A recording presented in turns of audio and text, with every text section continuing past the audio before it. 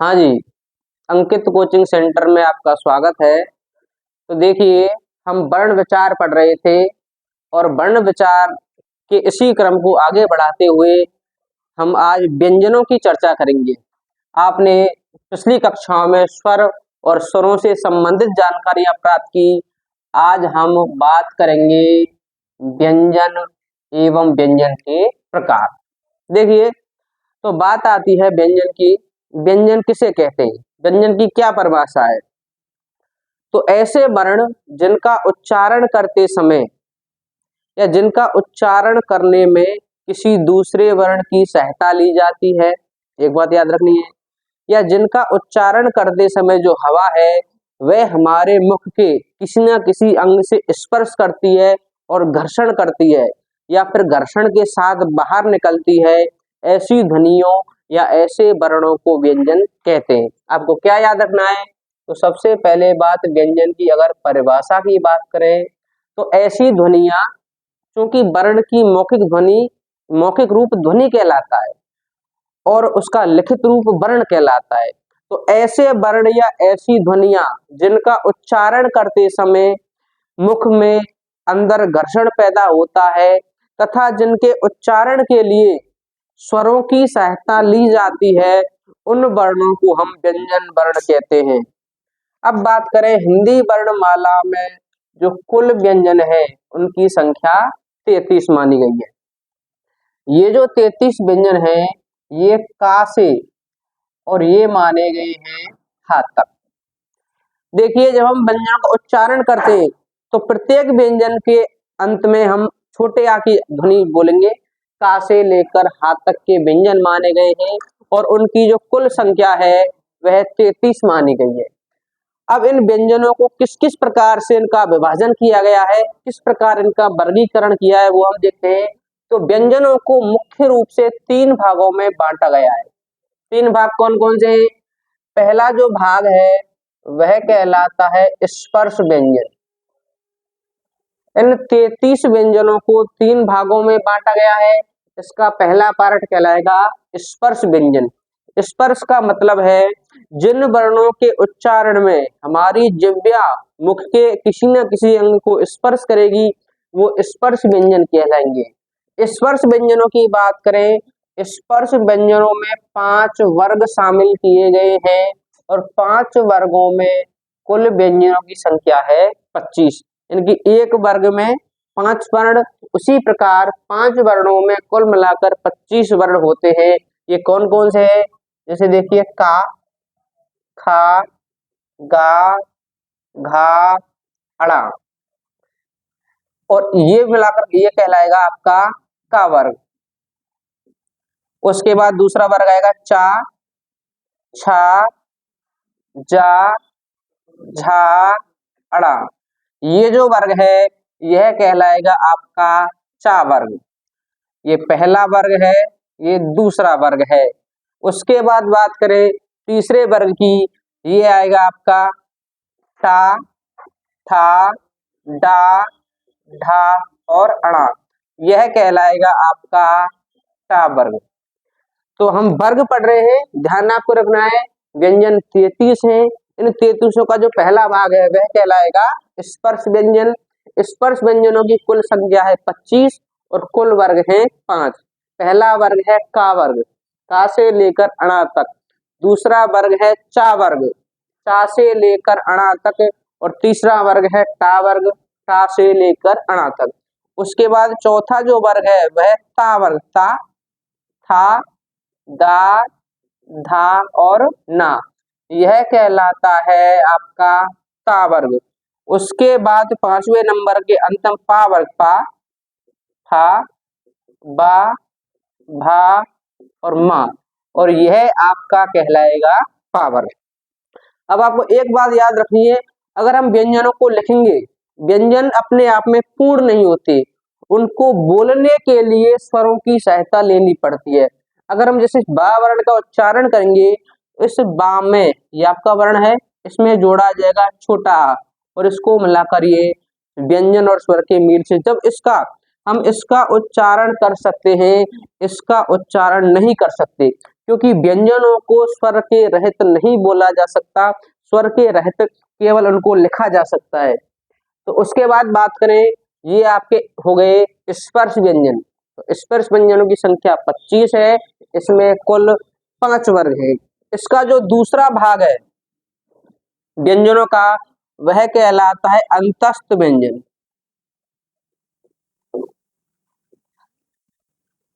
और इनकी संख्या है कुल 4। ये कौन कौन से हैं? या, वा, रा और ला। इनमें से ये जो 2 वर्ण है वह स्वरों की तरह बर्ताव करते हैं। उसके बाद इसका जो तीसरा और अंतिम पार्ट है वह कहलाएगा ऊष्म व्यंजन, और इनकी संख्या भी 4 है। ये है आपके सा, सा, सा और हा। तो इस प्रकार से 25, ये 25 और 4 29, 29 और 4 33, यानी कि कुल मिलाकर जो वर्णों की जो संख्या है व्यंजन वर्णों की, वह 33 मानी गई है। एक बार इसको पुनः देखते हैं, फिर आगे बढ़ते हैं। तो व्यंजन किसे कहते हैं? मुख से उच्चारित होने वाली ऐसी ध्वनि जिनके उच्चारण में घर्षण पैदा होता है, जिनका उच्चारण स्वरों की सहायता से किया जाता है, स्वतंत्र रूप से नहीं, ऐसी ध्वनियों को व्यंजन ध्वनि कहा जाता है। हिंदी वर्णमाला में 33 व्यंजन ध्वनि है, जो का से प्रारंभ होकर हा तक जाती हैं। इनमें पहला जो वर्ण है या पहला जो प्रकार वो स्पर्श है। स्पर्श व्यंजन में 5 वर्ग हैं। अगर बात करें कुल व्यंजनों की संख्या, इसमें कुल 25 व्यंजन आते हैं। पहला आता है का वर्ग, दूसरा चा वर्ग, तीसरा आपका टा वर्ग, चौथा ता वर्ग, पांचवा आपका पा वर्ग। उसके बाद आते हैं अंत्यस्थ, 4 अंत्यस्थ हैं, या, वा, रा, ला, और 4 ही आपके ऊष्म है, सा, हा। ये तो व्यंजनों का सामान्य प्रकार है। अब बात आती है व्यंजन वर्णों का वर्गीकरण। व्यंजनों का वर्गीकरण, या फिर कह सकते हैं व्यंजनों का विभाजन। तो व्यंजनों का जो विभाजन है वह 2 प्रकार से किया गया है। देखिए 2 प्रकार कौन सा है? इसका एक जो प्रकार है, एक प्रकार कहलाएगा उच्चारण स्थान के आधार पर, और एक इसका वर्गीकरण किया गया है प्रयत्न के आधार पर। अगर आपसे पूछे कि व्यंजनों का वर्गीकरण कितने प्रकार में किया गया है, तो 2 तरह से, एक किया गया है उच्चारण स्थान के आधार पर, और एक किया गया है प्रयत्न के आधार पर। उच्चारण की बात करें तो मुख के जिस हिस्से से हमारी जिह्वा स्पर्श करती है वही वर्ण का उच्चारण स्थान कहलाता है। प्रयत्न की बात करें, ये प्रयत्न 2 प्रकार के आप पढ़ेंगे। एक प्रयत्न होता है आभ्यंतर, और एक प्रयत्न होता है बाह्य। तो प्रयत्न के आधार पर भी व्यंजनों को 2 प्रकार से बांटा गया है, आभ्यंतर प्रयत्न और बाह्य प्रयत्न। उसके बाद बात करें उच्चारण की दृष्टि से, तो देखिए उच्चारण में कौन कौन से आएंगे। जैसे आपका यहीं से ले लें, एक उच्चारण स्थान माना गया है आपका कंठ। तो जो संपूर्ण का वर्ग है इसका उच्चारण स्थान माना गया है कंठ। जैसे हमने स्वरों में पढ़े थे उसी प्रकार व्यंजनों पढ़े। उसके बाद आएगा आपका तालु, जो आपका संपूर्ण चा वर्ग है, इसका उच्चारण स्थान माना गया है तालु। उसके बाद तीसरा उच्चारण स्थान है मूर्धा, ये जो आपका संपूर्ण टा वर्ग है इसका उच्चारण स्थान माना गया है मूर्धा। उसके बाद चौथा उच्चारण स्थान है दंत, जो आपका संपूर्ण ता वर्ग है इसका उच्चारण स्थान माना गया है दंत।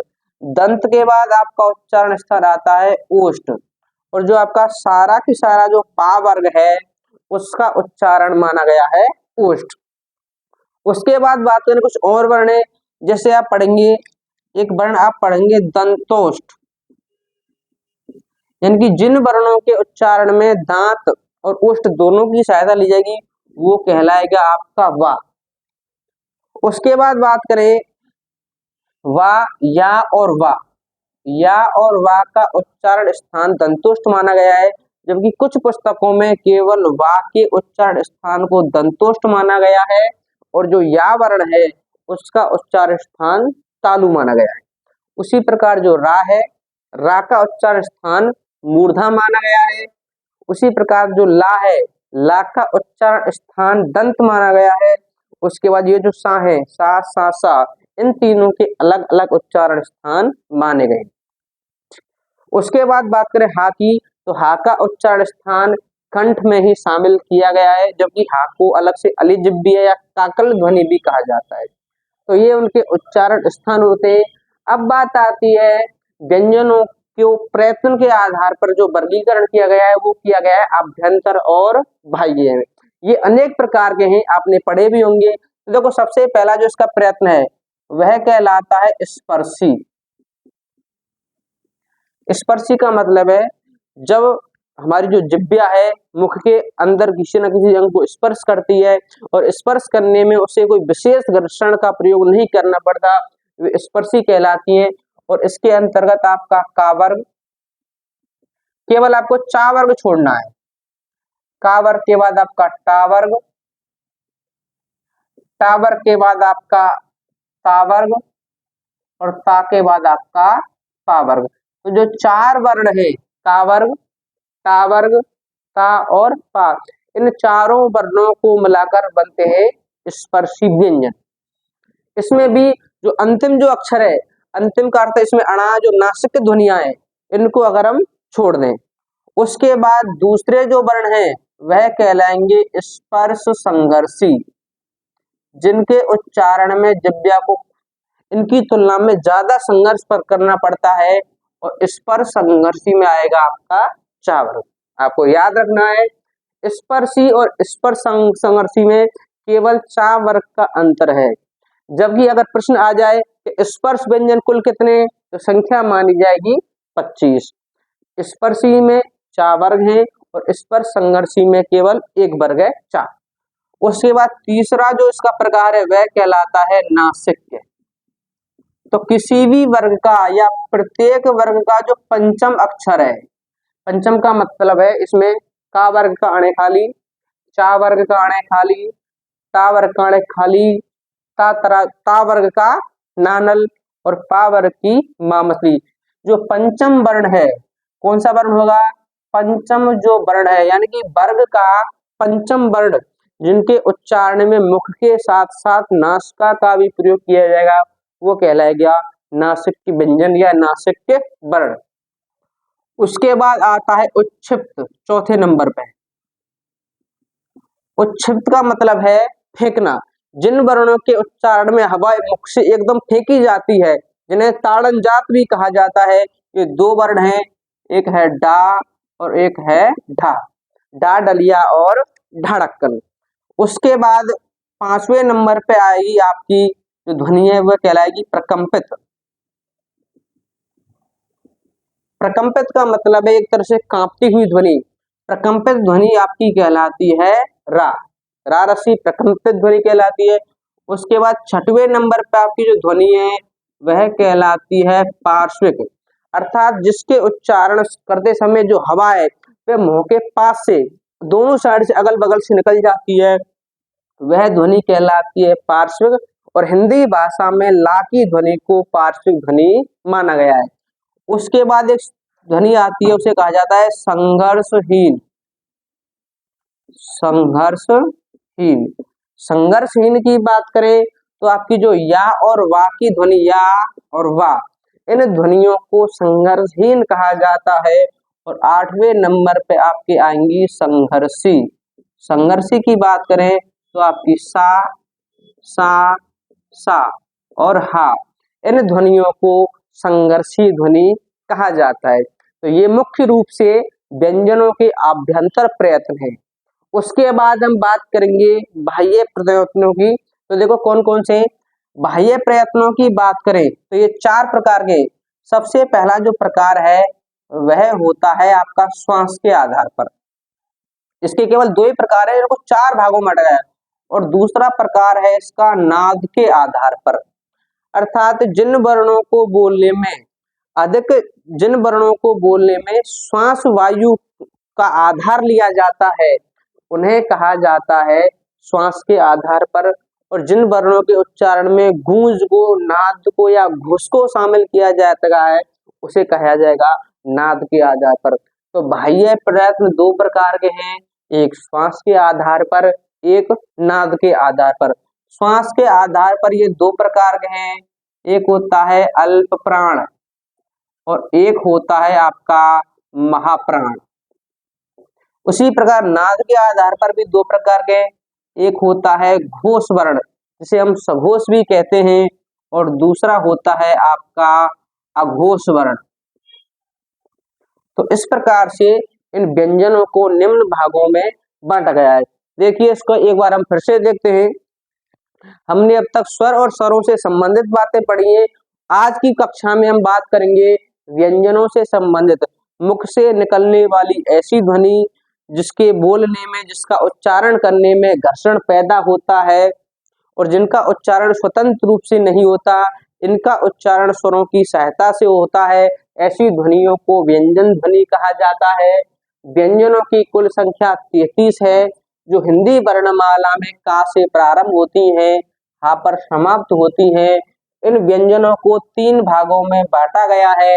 पहला भाग कहलाता है स्पर्श व्यंजन, इसमें कुल वर्णों की संख्या है 25 और इसके वर्ग हैं 5। इसमें 5 वर्ग आते हैं, का वर्ग, चा वर्ग, ता वर्ग, ता वर्ग और पा वर्ग।